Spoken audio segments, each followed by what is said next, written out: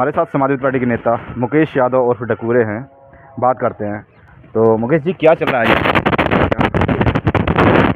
UP में? सब ठीक चल रहा है। समाजवादी पार्टी का माहौल है और 27 में सरकार बनने जा रही है। हालांकि हम आपके चैनल के माध्यम से बताना चाहते हैं कि चुनाव सरकार 6 महीना पहले कराने जा रही है। लोगों को गुमराह किया जा रहा है। जो हमें जानकारी है कि चुनाव नवंबर और दिसंबर में विधानसभा के उत्तर प्रदेश में हो जाएंगे। नवंबर में विधानसभा चुनाव, पंचायत चुनाव सिर्फ सरकार लोगों को गुमराह कर रही है, पब्लिक को भी गुमराह कर रही है। अगर जो सरकार की मंशा होती पंचायत चुनाव कराने की तो समय से ये वोटर लिस्ट का काम करा लेते। पहले इन्होंने जनवरी में टाइम रखा, जनवरी के बाद फिर उन्होंने 28 मार्च का कर दिया, 28 मार्च के बाद अब 15 अप्रैल कर दिया। 1 मार्च से हाउस मैपिंग की गणना होनी है जिसमें 7 लाख कर्मचारी लगेंगे। तो ये वोट कौन कर्मचारी डलवाएगा? उसके बाद स्नातक एमएलसी के चुनाव होने हैं, उसमें 2 महीने चले जाएंगे। तो ये सब लोगों को गुमराह किया जा रहा है। सरकार का कोई मंशा नहीं। अब सरकार प्रोसेस तय कर रही है ना, या फिर और कोई वजह इसकी? अच्छा, प्रोसेस में क्या है? आज तारीख कितनी हो गई? अब समय कितना बचा है? आपके पास कितना समय बचा है भाई? एकदम तो उठा के करा नहीं दोगे। ड्यूटी लगाओगे और संवेदनशील पोलिंग बनाओगे। कौन गुंडा है कौन माफिया उसका रिकॉर्ड बनाओगे कि एकदम सीधे आओगे, वहाँ से ओम प्रकाश मंत्री जी घोषणा कर देंगे, सीधा वोट पड़ने लगेगा। ये जनता को गुमराह किया जा रहा है। पंचायत चुनाव पूर्णतः नहीं होंगे। विधानसभा चुनाव के बाद सरकार कराना चाहती है। सरकार चूंकि इसलिए सरकार है जो फेल है, मेरी निगाह में फेल है। जितने हमारे प्रत्याशी थे, चाहे प्रधान पद के हों, बीडीसी मेंबर हों, चाहे सदस्य हों, चाहे जिला पंचायत हों, लोग कितना खर्च कर रहे हैं। दुर्गा, मारू, शराब, गांजा, क्या क्या लोग पिला रहे हैं। कहाँ कहाँ जाना पड़ता है लोगों को। तो उनकी भावनाओं को इन्हें ख्याल रखना चाहिए था।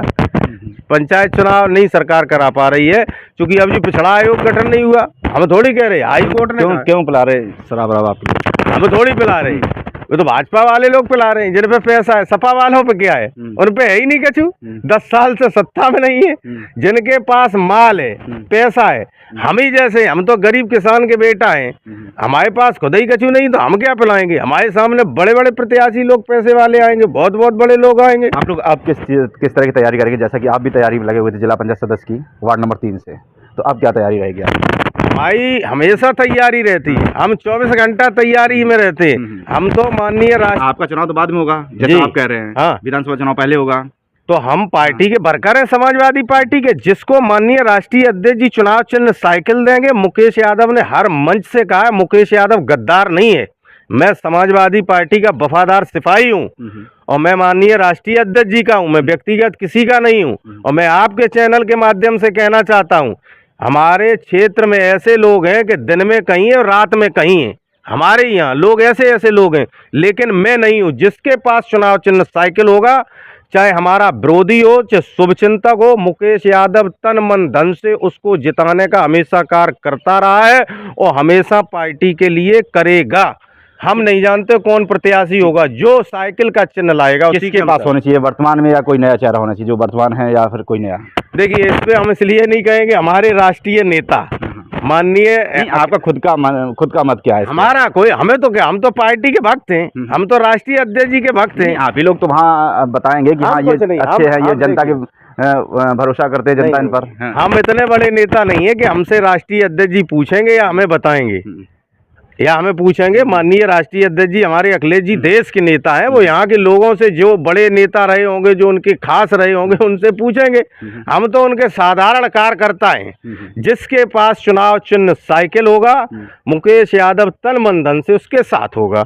मैं ऐसा नहीं करूंगा जो यहाँ है। हम तो जानते हैं, अभी अगर जो दूसरे आदमी किसी की टिकट हो जाए तो जो लोग अभी आगे पीछे चक्कर काटते हैं, सबसे पहले मुकेश डकूरे से पहले आगे बैठे मिलेंगे और कहें साहब वहाँ हमें बहुत दिक्कत थी, हम इसलिए यहाँ आपके पास नहीं आ पा रहे थे। लेकिन हमारा नहीं है, हमारा किसी से, हम आपकी चैनल के माध्यम से कहते हैं, हमें किसी से कोई दिक्कत। लोग प्रचार करते हैं। हमने अभी एक दिन कह दिया कि चुनाव पार्टी सिंबल से ना, पार्टी समर्थक से होना चाहिए। कुछ लोग हमारा प्रचार करने लगे कि वो अगर जो टिकट नहीं होगा उनका तो वो चुनाव नहीं लड़ेंगे। हम तो पार्टी हित की बात छोड़ते। मैं अखिलेश यादव जी का भक्त हूँ। पार्टी का निर्णय जो होगा हम उसमें हमेशा रहते हैं। अच्छा, लगातार हम सोशल मीडिया पर देख रहे हैं वार्ड नंबर 3 से 3 प्रत्याशी साइकिल से आ रहे हैं, साइकिल से 3 प्रत्याशी नहीं है, अभी सब अपने 4 आप को प्रत्याशी कह रहे हैं। 4 प्रत्याशी हैं। हाँ। 4 प्रत्याशी हैं, अभी एक आध और बढ़ जाएगा। हाँ। हम आपके चैनल के माध्यम से, आपका दावा किस तरह से है कि आपको ही टिकट मिलेगा साइकिल का? हमारा दावा इसलिए है चूंकि हम पार्टी के लिए 25-20 साल से लगातार मेहनत कर रहे हैं। गाजीपुर से गाजियाबाद तक पार्टी का हमने काम किया। हमने ऐसा कोई राष्ट्रीय अधिवेशन नहीं जिसमें हमने काम ना किया हो। तो नए व्यक्ति को भी मौका मिलना चाहिए जिसने पार्टी के लिए काम किया। हमने 2009 का लोकसभा चुनाव में प्रचार किया, 12 विधानसभा में किया, 14 लोकसभा में किया, 17 विधानसभा में किया, 19 लोकसभा में किया, 22 विधानसभा में किया, 24 लोकसभा में किया। हम तो ये भी जानते हैं कि लोकसभा चुनाव अभी था जब माननीय जितेंद्र दौरे सांसद जी हुए थे, दिन में कहीं रहते थे, चंदा कहीं पहुंचाते थे। तो ऐसे लोगों की भी तो गणना होनी चाहिए।